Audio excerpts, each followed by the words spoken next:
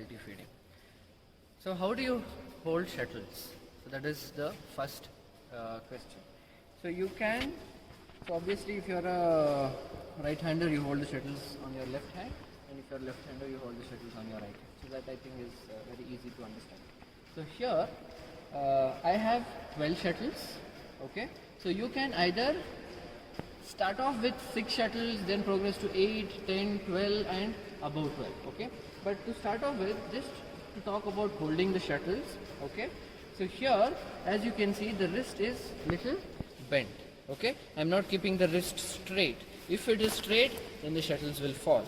So your wrist has to be little like this, okay? So you're stopping the shuttles to fall down. So you're holding like this. So the wrist is in this way. The second thing is the elbow. Elbow is not straight. So sometimes when you have more shuttles, like, so if your elbow is straight, then also the shuttles might fall down. So it is very important that your wrist and elbow has to be locked. Okay? And the third thing, you can keep it close to your body initially so that your body gives a little bit of support to the shuttles so that it doesn't fall off. And later, once you're comfortable with holding shuttles, then you can keep it little away from your body.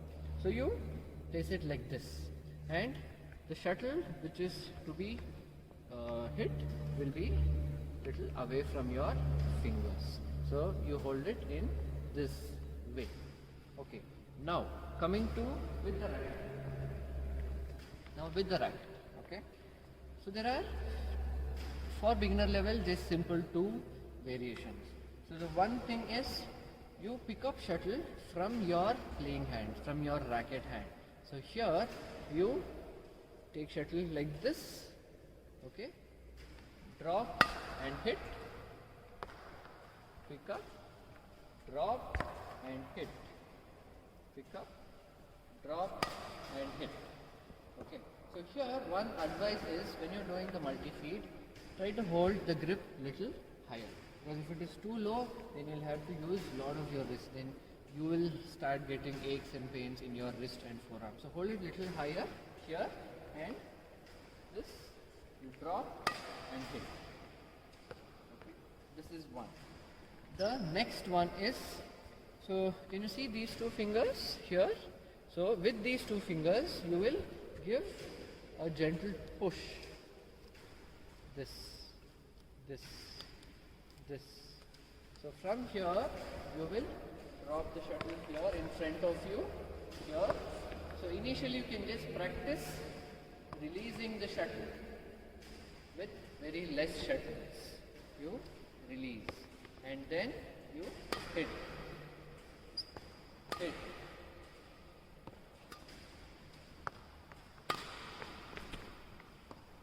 so these are the 2 variations for beginner level, and I think for intermediate and advanced level you can use these. And for the advanced level, we will have a different variation where you will have to hold the shuttles, hit it up and then play a stroke. Okay. Here, the next thing is, so as and when you hit shuttles, you need to get the shuttles down again.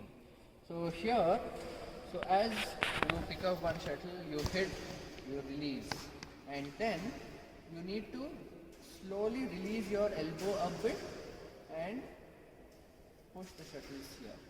But be careful, the shuttles might fall initially, but then with practice you will start getting better. So from here I leave, and then down, leave, down, leave, down, release, down, release, down, release, down, release. So as you coach the kids, they practice every day. Multi-feeding is one thing which you have to take time for yourself and learn the skill, develop the skill. Initially it is tough. Every coach will feel it is tough, but then with practice you will get better and better.